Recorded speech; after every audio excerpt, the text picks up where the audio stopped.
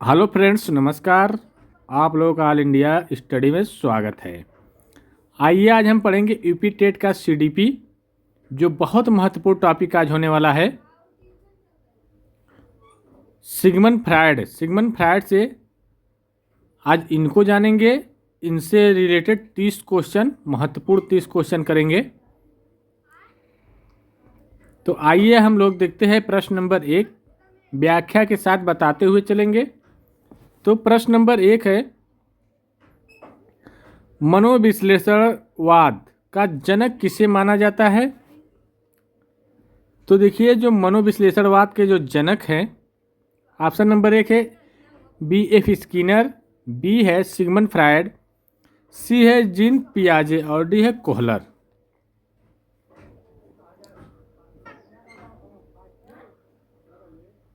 तो देखिए, तो इनके जो जनक है सिगमंड फ्रायड है। कौन है? Sigmund Freud. देखिए, सिगमंड फ्रायड ने अचेतन मन की कार्य प्रणाली को समझने के लिए इस सिद्धांत का प्रतिपादन किया। ठीक ना? मनोविश्लेषणवाद सिद्धांत का जो प्रतिपादन किया, यह इसलिए कि अवचेतन जो मन है उसकी कार्य प्रणाली क्या है उसको समझने के लिए। ठीक ना? आइए प्रश्न नंबर 2 देखते हैं। फ्रायड ने मन की तुलना किससे की है? तो ऑप्शन नंबर 1 है जलती मोमबत्ती से, बी है समुद्र में तैरते हिमखंड से, सी है कोरी स्लेट से और डी है एक मशीन से। तो देखिए इनका कहने का मतलब ये था कि जैसे मान लो कि बर्फ जो है पानी में 9/10 भाग डूबा रहता है और 1/10 भाग क्या होता है? ऊपर रहता है। ठीक ना? तो इसी प्रकार मन भी क्या है, अधिकांश भाग मन का क्या है? अवचेतन है, मतलब छिपा रहता है मन। ठीक ना? तो इसका सही जवाब क्या हो जाएगा? समुद्र में तैरते हिमखंड से इससे तुलना की है, तो ऑप्शन नंबर बी करेक्ट हो जाएगा। ठीक। प्रश्न नंबर 3 देखेंगे। ईदम मतलब ईद किस सिद्धांत पर आधारित होता है? तो ईदम का मतलब होता है ही है जन्मजात होता है। ठीक ना? और बिना किसी तर्क के अपनी इच्छाओं की तुरंत पूर्ति चाहता है। मतलब बिना किसी तर्क के जो भी इच्छा हो वह सोचता है कि तुरंत उसकी क्या हो जाए? पूर्ति हो जाए। ठीक ना? यह क्या आईडी क्या होता है? जन्म जात होती है। तो ऑप्शन नंबर 1 है वास्तविक सिद्धांत, नैतिक सिद्धांत, सुखवादी सिद्धांत, इनमें से कोई नहीं। तो देखिए, ये जो सिद्धांत कार्य करता है सुखवादी पर, क्योंकि वह इच्छाओं की पूर्ति करना चाहता है ना। तो जब इच्छाओं की तुरंत पूर्ति करना चाह रहा है तो वो सुख की बात कर रहा है। ठीक ना? सुख की बात। तो ऑप्शन नंबर इस हिसाब से सी करेक्ट हो जाएगा। प्रश्न नंबर 4 देखेंगे। अहम मतलब ईगो का क्या कार्य है? तो देखिए, ईगो क्या वास्तविक सिद्धांत पर कार्य करता है। ईगो किस पर करता है? वास्तविक सिद्धांत पर कार्य करता है। यह इदम की इच्छाओं और पराहम, जो पराहम होता है ना, कि नैतिकता के बीच मध्यस्थता करता है। ठीक ना? देखिए, ऑप्शन नंबर 1 है केवल आनंद प्राप्त करने के लिए। तो केवल आनंद प्राप्त करने के लिए नहीं होता है, इदम और पराहम के बीच संतुलन बनाने के लिए और दूसरों को दंडित करने के लिए। केवल शब्द आ गया गलत, तो ऑप्शन नंबर बी करेक्ट हो जाएगा इसका। प्रश्न नंबर 5 देखेंगे। पराहम का मतलब होता है सुपर ईगो का विकास मुख्य रूप से कब होता है? तो देखिए, जो सुपर ईगो का जो विकास होता है व्यक्तित्व का नैतिक हिस्सा एक है। ठीक ना? जो समाज और माता पिता के संस्कारों से विकसित होता है। किससे विकसित होता है? माता पिता के संस्कारों से और समाज से यह विकसित होता है, ठीक ना, नैतिक का एक हिस्सा होता है। तो शैशवावस्था में, बाल्यावस्था के उत्तरार्ध में, जन्म के समय कभी नहीं। तो देखिए शैशवावस्था में नहीं, ये बाल्यावस्था के उत्तरार्ध में, ठीक ना। आइए प्रश्न नंबर 6 देखते हैं। लड़कों ने अपनी माता के प्रति प्रेम और पिता के प्रति ईर्ष्या की भावना क्या कहलाती है? कह रहा है जो लड़कों में अपनी माता के प्रति प्रेम और पिता के प्रति ईर्ष्या की जो भावना होती है उसको क्या कहते हैं? इलेक्ट्रो ग्रंथि, ओडिपस ग्रंथि, हीन ग्रंथि, नार्सिस्म, ठीक ना। तो देखिए फ्रायड के अनुसार क्या है, जो बच्चा 3 से 6 वर्ष की आयु में लड़कों को एक ग्रंथि विकसित होती है, उसका नाम है ओडिपस। क्या नाम है? ओडिपस। तो इसका सही आंसर क्या हो जाएगा? ओडिपस ग्रंथि, ठीक ना, जो 3 से 6 वर्ष में उत्पन्न होती है। आइए प्रश्न नंबर 7 देखेंगे। लड़कियों में पिता के प्रति आकर्षण की ग्रंथि को क्या कहते हैं? तो ऑप्शन नंबर 1 है ओडिपस ग्रंथि, बी है इलेक्ट्रा ग्रंथि, सी है आत्म मोह और डी है रक्षात्मक युक्ति। तो देखिए लड़कियों में जो होता है लड़कियों में जो होता है अपनी माता की तुलना में पिता से अधिक करीब होते हैं। लड़कियां क्या होती है? माता की तुलना में पिता से अधिक करीब होती है, ठीक ना। तो देखिए इसका सही आंसर क्या हो जाएगा? इसमें कौन सी ग्रंथि उत्पन्न होती है? इलेक्ट्रा ग्रंथि। कौन सी? इलेक्ट्रा कॉम्प्लेक्स इलेक्ट्रा ग्रंथि। प्रश्न नंबर 8 देखेंगे। नार्सिज्म का क्या अर्थ है? तो देखिए नार्सिज्म जो होता है ना, ऑप्शन नंबर 1 है दूसरों से घृणा करना, बी है स्वयं के प्रति प्रेम या आत्ममोह, दूसरा है स्वयं के प्रति प्रेम या आत्ममोह, सी है समाज सेवा करना और डी है बहुत अधिक गुस्सा करना। तो देखिए नार्सिसिज्म का जो मतलब होता है, अर्थ होता है शैशवावस्था में बच्चा अपनी ही शारीरिक क्रियाओं और रूप से आनंद प्राप्त करता है, जिसे क्या बोला जाता है? नार्सिसिज्म बोला जाता है। तो इस हिसाब से क्या हो जाएगा? स्वयं के प्रति प्रेम या आत्ममोह। तो ऑप्शन नंबर ये हो जाएगा बी। आइए प्रश्न नंबर 9 देखते हैं। फ्रायड के अनुसार जीवन मूल प्रवृत्ति क्या है? फ्रायड साहब के अनुसार कह रहे हैं कि जीवन के जो मूल प्रवृत्ति क्या है? थेनाटोस, इरोज, लिबिडो और इदम। तो देखिए इरोस क्या होता है? व्यक्ति के सृजनात्मक कार्य करने और जीवित रहने की प्रेरणा देता है। इरोस जो होता है व्यक्ति के सृजनात्मक कार्य करने और जीवित रहने की प्रेरणा देता है। तो इसका मतलब हो जाएगा जो जीवन की मूल प्रवृत्ति यही ना होती है कि सृजनात्मक कार्य करे और जीवित रहने के लिए प्रेरणा दे। तो ऑप्शन नंबर इसका क्या हो जाएगा? इरोस। ऑप्शन नंबर बी हो जाएगा। आइए प्रश्न नंबर 10 देखते हैं। मृत्यु मूल प्रवृत्ति को फ्रायड ने क्या कहा? मृत्यु मूल प्रवृत्ति को फ्रायड ने क्या कहा है? तो ऑप्शन नंबर 1 है इरोस, बी है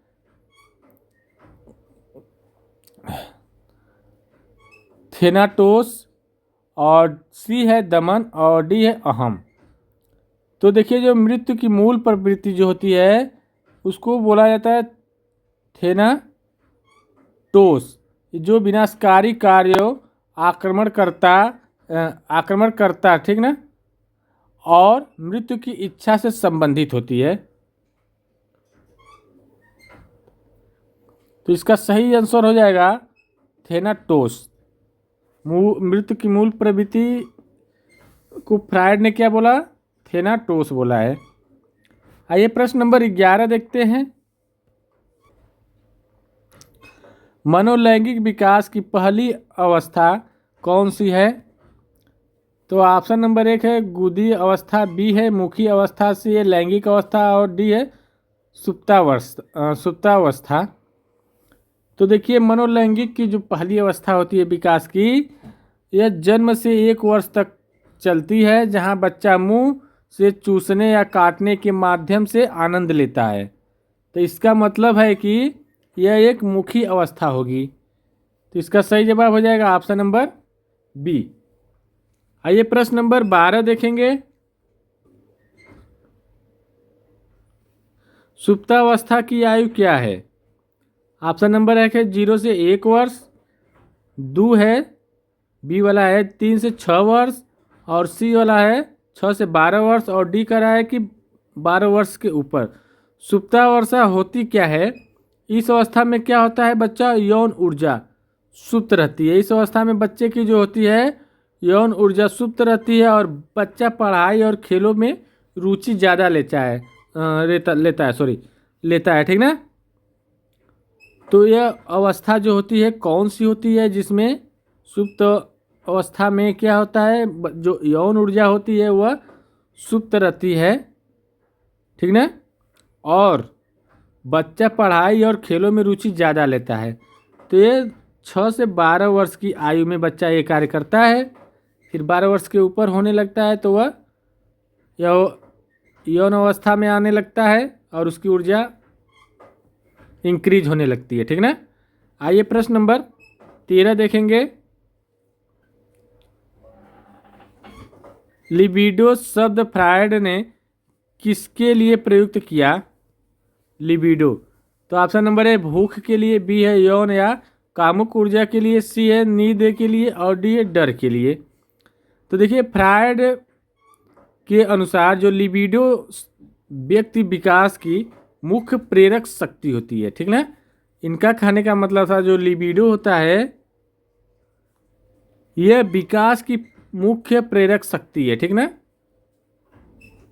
तो इसका सही आंसर क्या हो जाएगा? यौन या कामुक ऊर्जा के लिए यह प्रयुक्त किया, ठीक ना। आइए प्रश्न नंबर 14 देखेंगे। दमन क्या है? तो ऑप्शन नंबर 1 है अपनी गलती दूसरों पर डालना, बी है इच्छाओं को बलपूर्वक अवचेतन या अचेतन में धकेलना और सी है पिछली अवस्था में वापस आना और डी है बहाने बनाना।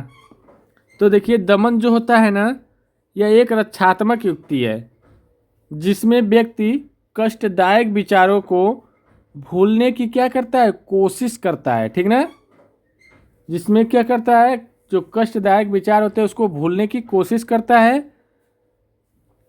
तो इस हिसाब से आंसर क्या निकल कर आएगा? इच्छाओं को बलपूर्वक अचेतन में धकेलना। जो भी इच्छा हो रही है, जो भूलने की इच्छा करना है, उसको ज़बरदस्ती ढकेलना कि वो चीज़ हम भूल जाए, ठीक ना।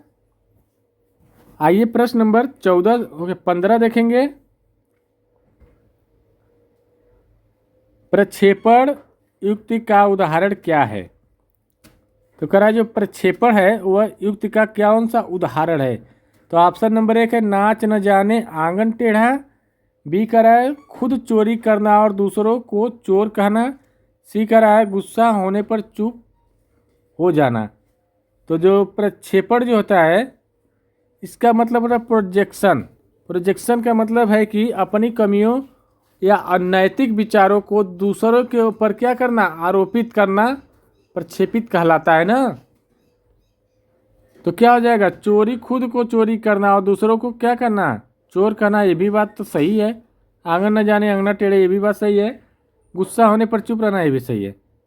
गुस्सा होने पर चुप रहना ये वाली बात ही नहीं आएगी, ठीक ना। तो ये दोनों ऑप्शन ए और बी करेक्ट हो जाएगा। तो ऑप्शन नंबर डी करेक्ट हो जाएगा, ठीक ना। आइए प्रश्न नंबर 16 देखते हैं। 16 है अहम ईगो किस सिद्धांत पर कार्य करता है?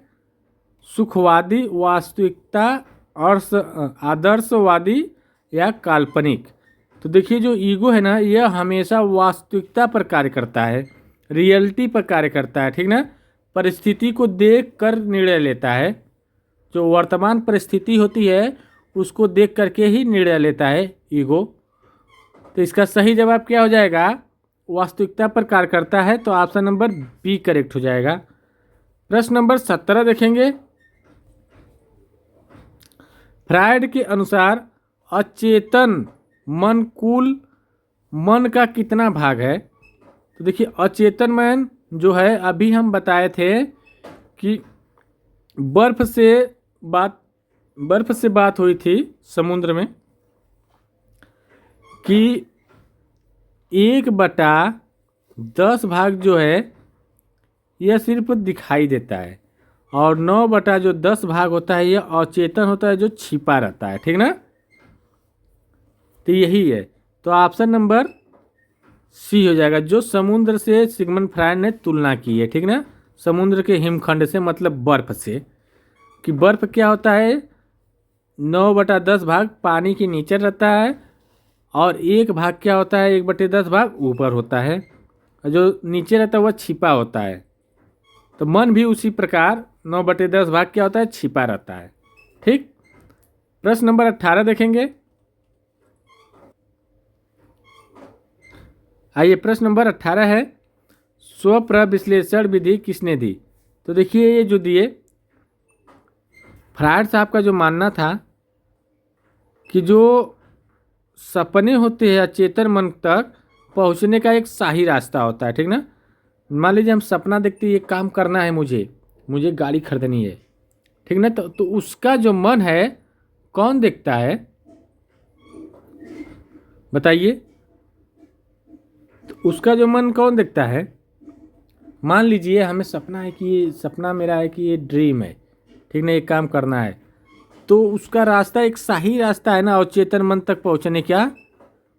तब उसको क्या करेगा, बाहर निकालेगा, बाहर निकल बाहर जल्दी से, सीखा मुझे करना है, ठीक ना। तो ये सिगमंड फ्रायड ने दिए, ठीक ना। तो ऑप्शन नंबर बी हो जाएगा।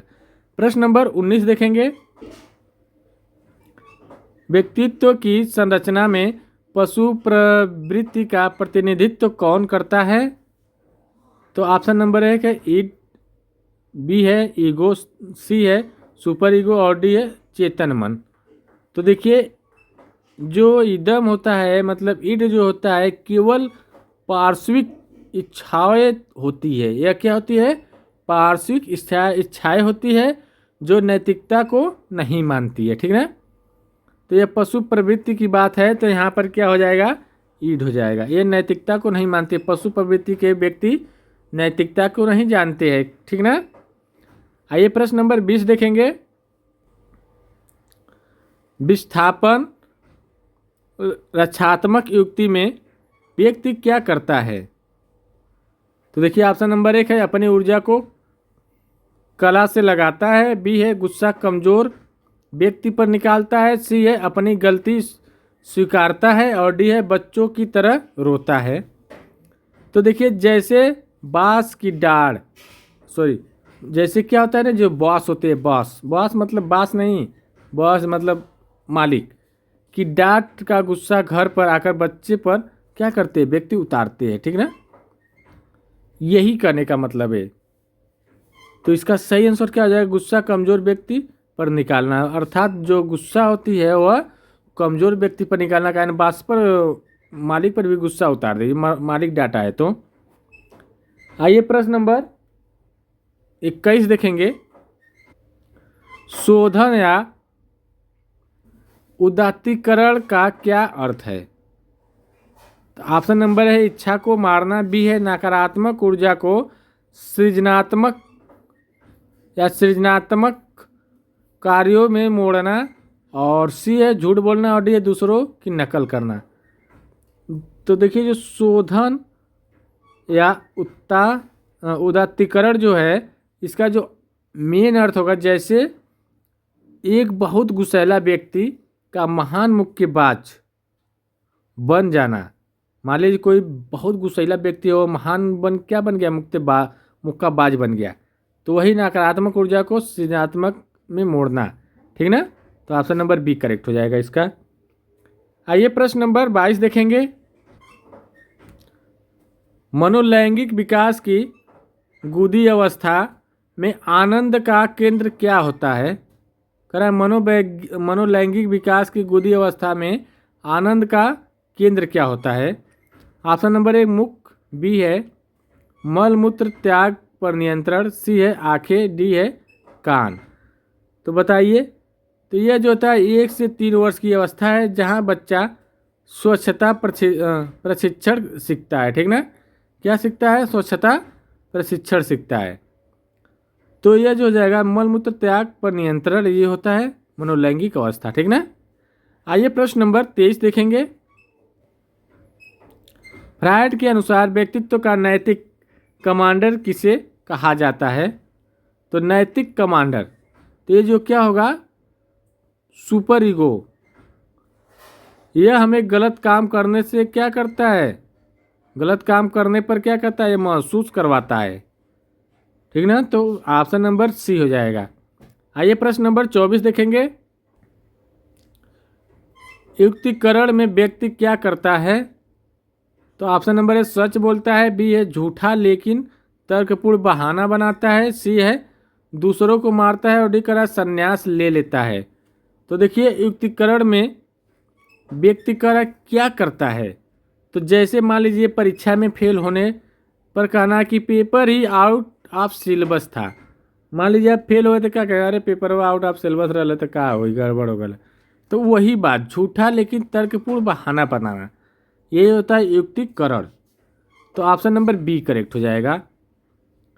आइए प्रश्न नंबर 25 देखते हैं। आज भोजपुरी में पढ़ा दे क्या? पढ़ाए? चलिए देखते हैं। प्रतिगमन का अर्थ क्या है? तो ऑप्शन नंबर एक कह रहा है आगे बढ़ना, बी का अर्थ पिछली अवस्था बचपन के व्यवहार को दोहराना, ठीक ना।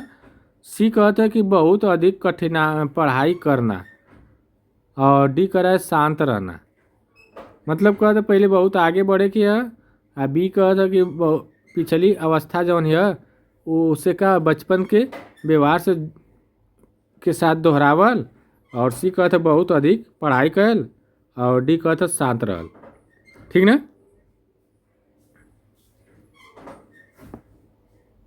तो इसका एक और सही आंसर क्या हुई?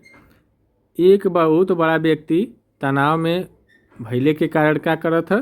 बच्चन के अपने फूट फूट के क्या करत है? फूट फूट की तरह रोवत है। जैसे बच्चा रोवत है वो फूट फूट के वही तरह वो रोवत, ठीक। तो बताओ जाए एक सही आंसर क्या हुई? पिछली अवस्था जो बचपन की अवस्था के व्यवहार को दोहरावत है, ठीक ना। तो इसका सही जवाब एक हो जाई ऑप्शन नंबर बी हो जाई, ठीक। आवल जाए प्रश्न नंबर हम 26 देखा था। यह चेतन मन कुल मन का कितना भाग है? करा जो चेतन मन है ना वो कुल मन के कितना भाग होला? और अचेतन मन जौन होला वो कुल मन के कितना भाग होला? तो जौन चेतन मन होला ना वो 1/, कुल मन का 1/10 भाग होला, और अवचेतन मन होला 9/10 भाग हो। ये अचेतन है और ये कौन है? चेतन है, ठीक ना। तो ऑप्शन नंबर क्या हो जाई? चेतन पूछले है ना क्वेश्चन में, तो ऑप्शन नंबर बी करेक्ट हो जाई। अब प्रश्न नंबर 27 देखल जाए। भोजपुरी में कैसन लगा था? एकदम अपने भाषा में न पढ़ावत है तो देखल जाए कैसन लगा था। इदम अहम और परा हम में से चेतन के सबसे करीब कौन है? कहत अहम जौन है आई ईड, ईगो, सुपर ईगो, तीनों में से जौन है चेतन के करीब कौन है? तो देखिए का होला कि अहम बाहरी दुनिया से जुड़ल होला और चेतन जौन चेतन के संपर्क में रहेला। अहम जौन है वो बाहरी दुनिया से जुड़ल रहेला और चेतन के संपर्क में रहेला। तो अहम का मतलब हो गया ईगो, ठीक ना। तो ऑप्शन नंबर बी करेक्ट हो जाई। ठीक, प्रश्न नंबर 28 देखल जाए का है मन। कामुक ऊर्जा का हाथ पैर हिलाने या खेल कूद में बदल जाना किस अवस्था में होता है। तो क्वेश्चन ये कहता है कि जौन कामुक ऊर्जा होले, काम सूत्र वाली ऊर्जा के साथ का है, मान लीजिए हाथ पैर हिलावल जाता या खेल कूद में बदल दिया जाता, तो इस अवस्था के हम का कहब। तो देखिए ये ऑप्शन नंबर 1 है सुप्ता अवस्था, बी कहत है मुखी अवस्था, सी कहत है जननेंद्रिय अवस्था और डी कहत है कूदी अवस्था। तो एक ही हम कावन अवस्था कह, तो देखा एक ही हम जौन कहल जाई कुल मिला के सुप्ता अवस्था कहल जाई, ठीक ना। सुप्ता अवस्था में क्या होला कि खेल कूद पर बच्चा ज़्यादा ध्यान देला, ठीक ना, पढ़ाई लिखाई पर ज़्यादा ध्यान देला, काम जौन कामुक ऊर्जा होता है यौना अवस्था होले वो पर कम ध्यान देला। तो इसका सही जवाब क्या हो जाई, सुप्ता अवस्था हो जाई। प्रश्न नंबर 29 देखल जाई। फ्रायड ने व्यक्तित्व विकास के लिए सबसे महत्वपूर्ण किसे माना है। तो क्वेश्चन ये कहता है कि फ्रायड साहब जो हवा जवान वो व्यक्तित्व का विकास खातिर सबसे महत्वपूर्ण के मनले हवा। ऑप्शन नंबर 1 वंशानुक्रम के मनले हवा, कि बी प्रारंभिक बचपन के अनुभव के मनले हवा, कि सी केवल वातावरण के, कि डी विद्यालय के। तो केवल वाला शब्द हो तो पहले ही कट जाई, विद्यालय की भी मनिया ना, वंशानुक्रम के ना। ये अभी बतौला ना कि बचपन की तरह रोअल अपन पुरानी अवस्था में आके के अगर कोई तनावपूर्ण भयल है तो वो आके रोअल, ठीक ना। तो इस हिसाब से क्या हो जाए प्रारंभिक अवस्था के अनुभव। तो ऑप्शन नंबर बी करेक्ट हो जाई। प्रश्न नंबर 30 देखल जाई। फ्रायड का सिद्धांत मुख्य रूप से किस पर आधारित है। तो देखिए जो फ्रायड साहब का जो सिद्धांत है ये मुख्य रूप से ऑप्शन नंबर अवलोकन पर है, कि नैदानिक केस स्टडी पर है, कि जानवरों पर प्रयोग कैले हुआ, कि सांख्यिकी डेटा पर। तो फ्रायड साहब ने बतैला कि जैसे अपने मरीज जैसे अन्ना हो कि उपचार के दौरान इस सिद्धांत को का कहल जाला विकसित होला, ठीक ना। मरीज के उपचार के दौरान का होला कि जैसे अन्ना ओ सिद्धांत विकसित होला, ठीक ना। तो इस हिसाब से नैदानिक वाली बात करत हुआ, तो नैदानिक केस स्टडी पर जोर दिलाई, ठीक ना। तो ऑप्शन नंबर बी हो जाई। देखल जाए अगर वीडियो अच्छी लगत होगा तो चैनल के लाइक शेयर सब्सक्राइब कर जाए और कमेंट बॉक्स में बताओ जाए भोजपुरी में पढ़ौले में मज़ा आवत है कि हिंदी में। अगर भोजपुरी में मज़ा आई तो भोजपुरी में भी क्वेश्चन आप लोगों को अगर समझ में आए तो भोजपुरी में भी एक क्लास रोज लेवल करा। तब मिलल सही अगले वीडियो में, तब तक खातिर नमस्कार, धन्यवाद।